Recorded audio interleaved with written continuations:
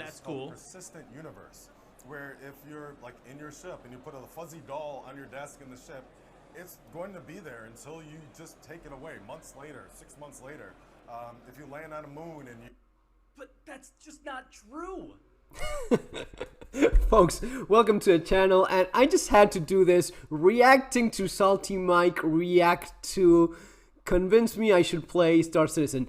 I like the guy because he is completely honest regarding so many things about Star Citizen, and he's one of the few YouTubers that actually goes there when others just, for whatever reason, just choose to not be honest about these things. What he just said is exactly correct. Many of these, and I love his reaction, it is not true. These guys live in a different universe. I don't know if they're trying to lie to themselves or they're trying to lie to others and convince people. At some point, it sounds a little bit like a cult, but they just talk about things that don't exist. The idea that you have a little doll in a Cuddy Black under your seat and it will be there 6 months later, what? It's gonna get wiped. Your ship is gonna disappear. Stuff disappears out of everything all the time. Scopes, attachments, gear. If there's something that ruined persistence, has been PES itself. We are losing more stuff than ever before. The idea that you just leave something under a rock and it's gonna... No! The only thing that apparently persists is the crap that no one wants it to persist. Chunks of pieces of blown up ships, clogging up hangars, anything. Now your suits, your guns, attachments, anything significant that you drop somewhere. And besides, there's no way of going back to that same shard where in theory that item you dropped in some moon actually is. Let me be completely frank with this. I haven't found anything at all. Like, you would assume that, let's say, a ship blows up in combat and the corpse falls, and the guy drops, or even a fucking box with the contents of that ship drops. It should be there. It is not. Whatever mechanism they're using, whatever solution they found to all the garbage piling up, well, it's eliminating the things we don't want to see eliminated, and it's allowing crap to persist in places that makes no sense. It's a complete disaster, and at this point is where I usually hear the, oh, it's in active development, it's alpha.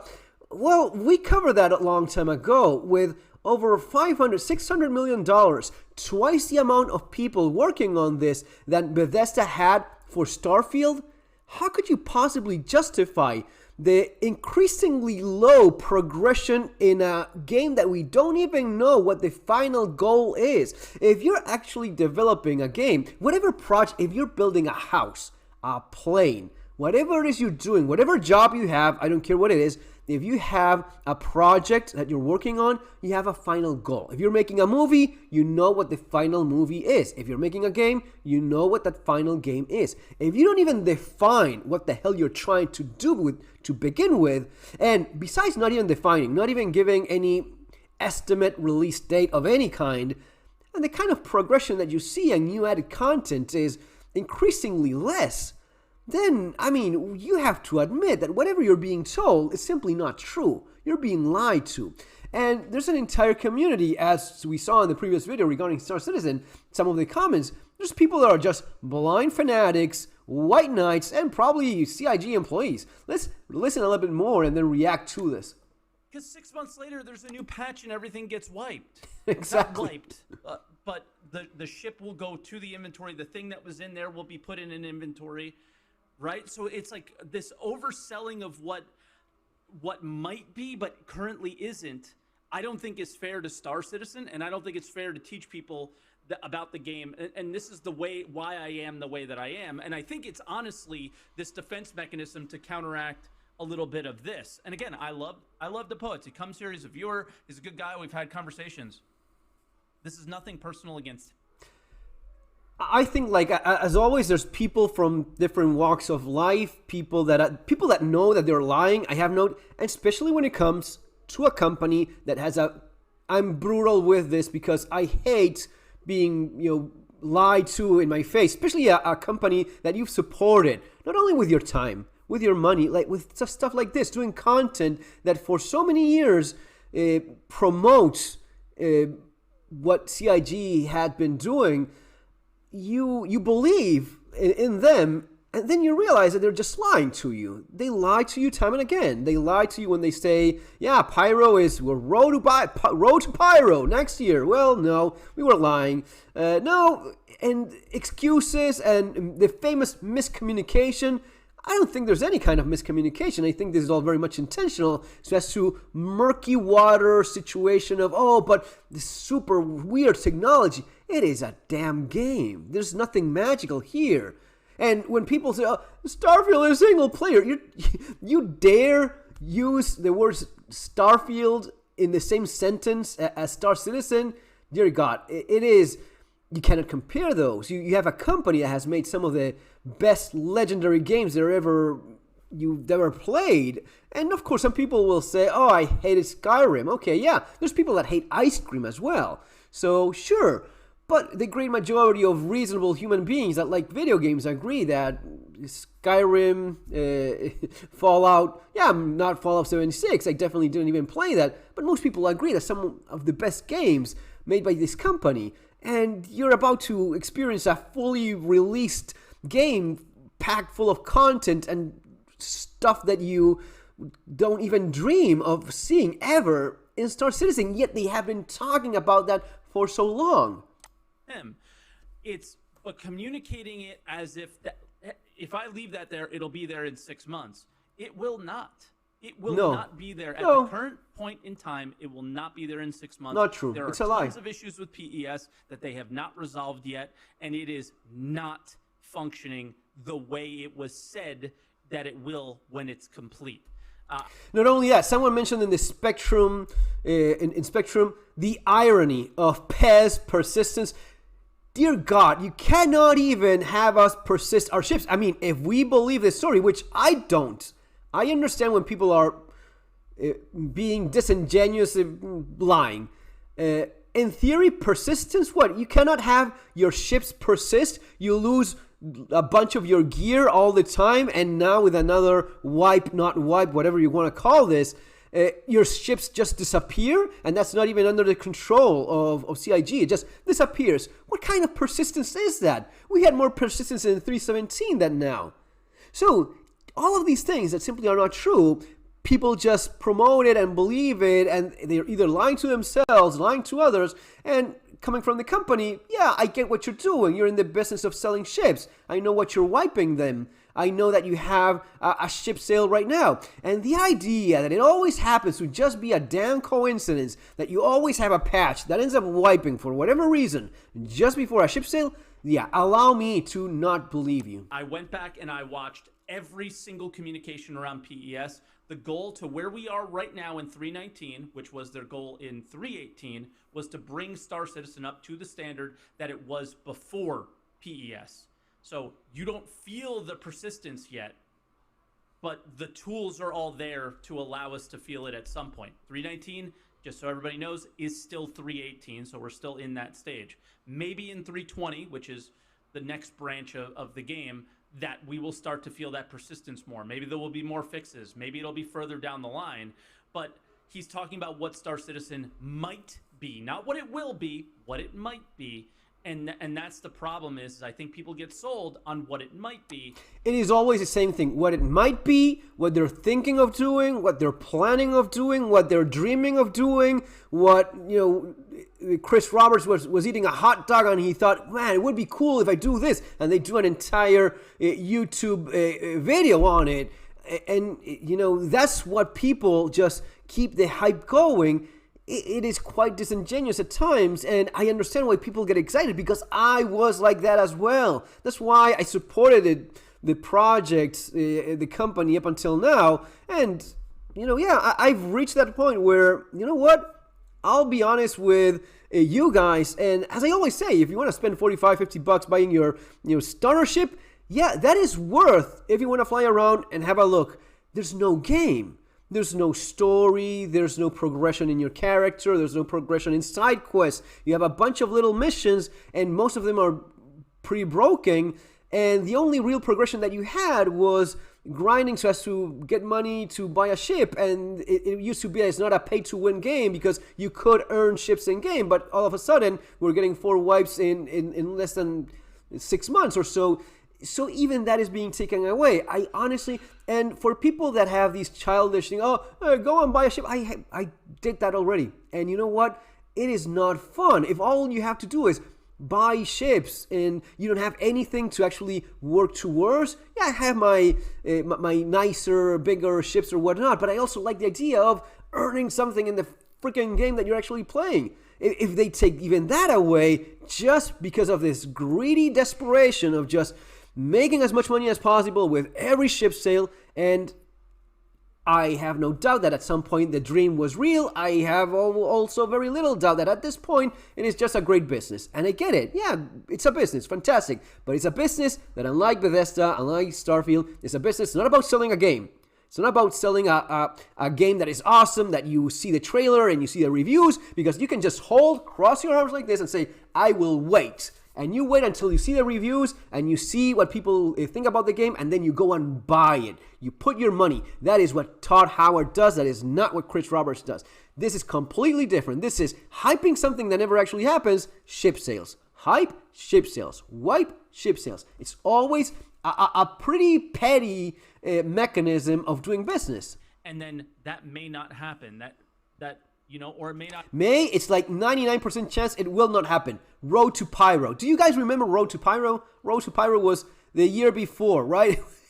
Road to Pyro. And the Banu Merchantman selling you the concept. Banu Merchantman. Oh, yeah, it's just around the corner. You get it. I mean, we thought that Road to Pyro almost end of the next of this year. Pyro end of this year, maybe after. But kind of in a few more months, all of a sudden they say, yeah, it's just too big, so we're shelving it. You're shelving the ship because it's just too big? What about selling it to me just moments ago? And you have ships that have been in this state for decades already. Happen in the manner of time. Like, this video is, should you play Star Citizen? That is, should you play Star Citizen today? You need to speak about your experiences that you're going to have today. That is not an experience that you have today whatsoever. So sorry for stopping and ranting on that specific part, but I think that that's really, really important. They're working really hard to do some cool technological things, pushing video games forward, doing things differently than other video games. But I think that what's important is that they haven't done any of it yet. That's where I have my doubts. I have my doubts if all of that is honest.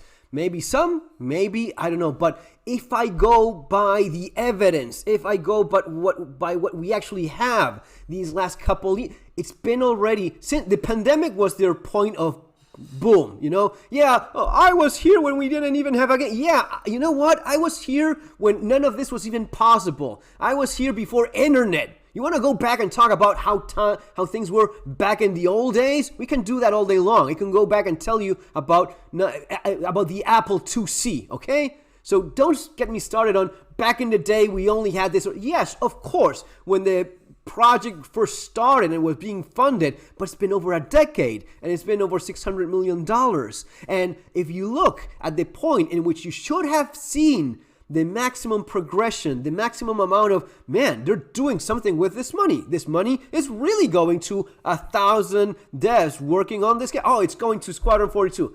Dear God, don't get me started on how unlikely it is that there's even anything called Squadron 42 other than what you just saw. Because these are the same people that show you the concept of a sound for something that it's not even there. If they are capable of showing you the concept of a sound, if they had anything of a game called Squadron 42, they would have shown it to you already. They haven't showed it to you because there's nothing there to show. I would even have my doubts about, really, 1,000 employees working for what, a couple years, 3 years now? How many years is it that you've had 1,000 employees working in this? Bethesda did Starfield with 480 guys. And the game is done. I mean, it's done. It's going to be it's going to be buggy. To talk about bugs, when you even touch Star Citizen in your life, you have to have no shame left whatsoever.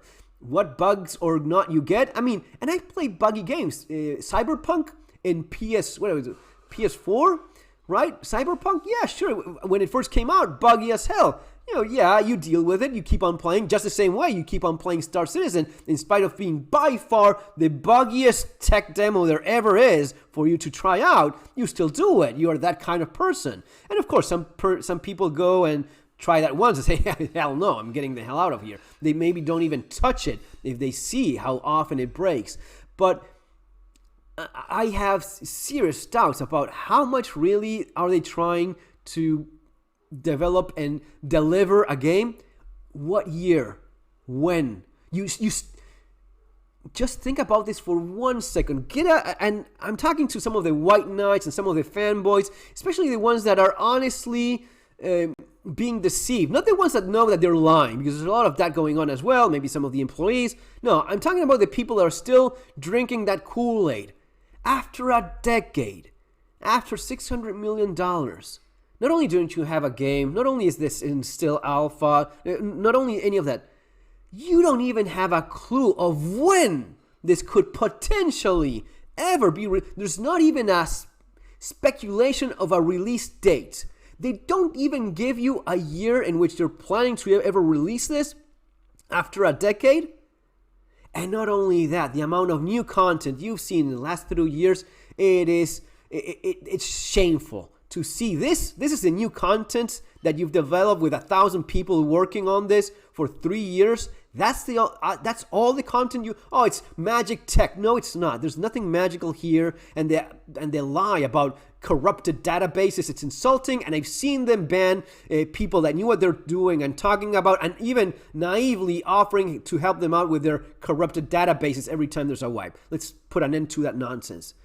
It is what it is. $45, 60. That's my take on if you should play or not, which is the question right now. Let's answer that right now. Should you? Well, just know what you're getting. It's exactly what I'm explaining here. It is tech demo, flying around pretty ships, very broken, very messy. You're likely to explode when landing or taking off or going into hangar. Many of the missions will be broken at any point. Servers, they not put enough money into them, and they're pretty crappy. And what they did lately was put a little bit more money into them for the free fly, just to have an even better experience during free fly than without it. That is pretty savvy marketing right there. But that's it. Don't expect anything else rather than you see now, and whatever little new thing you see, it's gonna be 99% hype, 1% reality, and mostly that reality is gonna float around whatever ship they're trying to sell at that specific moment. Next time is gonna be what the whatever is ship for boarding other ships, the Legionnaire or whatever the hell is. Well, whatever ship, it's going to be revolving around yet another ship sale. That is the focus of attention. That is what the business is about, not finishing a game. Guys, that's what the experience, that's what we see. That's what supported by the facts that we have had here for years now. See you in our next video. Take care.